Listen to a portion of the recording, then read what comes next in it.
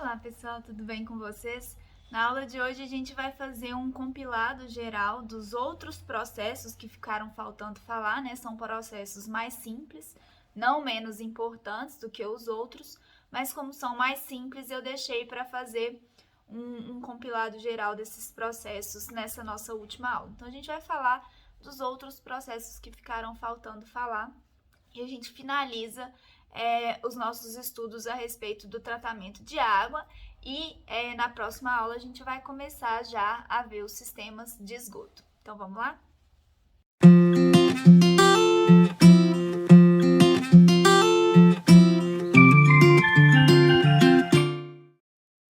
Bom, então, primeiro que a gente vai falar é o micropeneiramento, né? Que é basicamente a retenção dos sólidos mais finos, né, não coloidais, que estão em suspensão, vão ficar retidos em malhas, né, que formam as peneiras.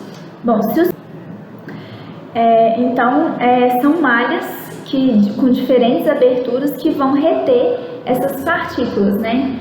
E aí a carga hidráulica geralmente disponível para a passagem dessa água pelas peneiras geralmente é uma carga hidráulica baixa, né, necessitando que a abertura da malha seja relativamente alta para poder possibilitar a taxa de filtração que se deseja, né? Então, no geral, acontece dessa forma.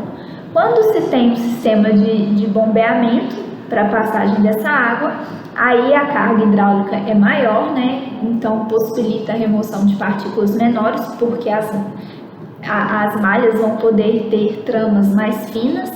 No entanto, em função de ter um custo com o sistema de bombeamento, né, são mais caras. A limpeza, né, das micropeneiras, né, das peneiras, ela é feita em contracorrente, né, ou seja, no sentido contrário ao fluxo em que as partículas são retidas, e o seu uso é indicado quando tem necessidade de remoção, né, quando é imprescindível que haja remoção das algas ou outros micro-organismos previamente, né, ao sistema de filtração, do tratamento posterior. Quando o sistema de micropeneiramento ele é único e suficientemente possível de fazer a potabilização da água sozinho, então aí nesse caso ele é indicado, ou quando os custos, né, mostrarem que vai compensar a aplicação desse sistema, então utiliza-se o micropeneiramento. Bom, temos também a oxidação, a gente falou da oxidação, né, já é oxidação química, utilizando cloro, ozônio, isso a gente viu a partir na parte lá de desinfecção, mas a gente tem a oxidação por aeração também. A oxidação basicamente possibilita a remoção de compostos orgânicos ou inorgânicos, né, que não foram removidos satisfatoriamente nas unidades anteriores, né, precedentes. Então, a oxidação por aeração consiste basicamente na injeção de ar dentro da massa fluida, né, possibilitando a remoção de alguns compostos que são voláteis, né, e oxidáveis, e também a remoção de gases dissolvidos na água. E na oxidação química, como a gente já falou, utiliza-se um oxidante, no caso pode ser o cloro, o ozônio, o permanganato de potássio, peróxido de hidrogênio, né, que vai fazer a remoção desses compostos voláteis. Né? Os parâmetros de projeto da oxidação química vão ser, né, o tipo de oxidante, qual oxidante que eu vou utilizar, qual a dosagem, né, e qual o tempo de contato que esse oxidante vai ficar com a minha água. Na oxidação química, lembrando que temos a desvantagem, né, de termos subprodutos indesejados, principalmente com a utilização do cloro, né, ou ozônio, né, temos bastante subprodutos que podem ser tóxicos à saúde. Então, lembrar, né, que tem essa desvantagem. Bom, então a aeração, né, que é a oxidação por aeração, pode ser feita utilizando dispositivos, né? Plano inclinado, bandejas perfuradas que são sobrepostas, cascata, escadas, ar comprimido, qualquer tipo de dispositivo que permita a inserção, né, de ar na água. Então eu vou olhar aqui porque tá maior. Então eu tenho a entrada de ar da água, né, nessas bandejas que estão perfuradas, e aí vai ter uma distribuição do ar e vai aerar essa massa líquida, promovendo a remoção dessas partículas, né, coloidais suspensas, compostos orgânicos e inorgânicos. Também tem aerador de cascata e outros tipos, né, aerador de tabuleiro.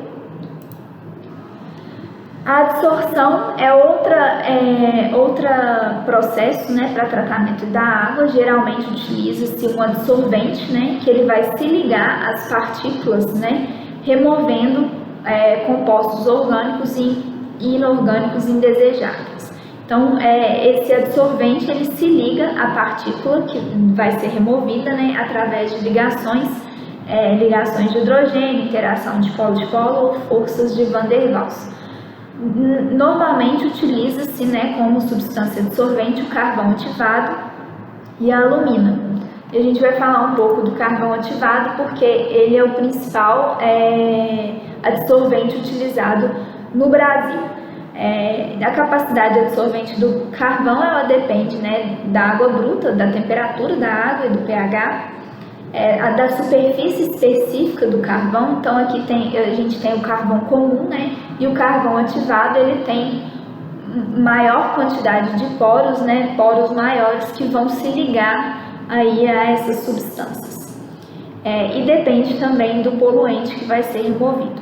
Então temos dois tipos de carvão ativado: o carvão ativado em pó e o carvão ativado granular. No Brasil, utiliza-se muito o carvão ativado em pó.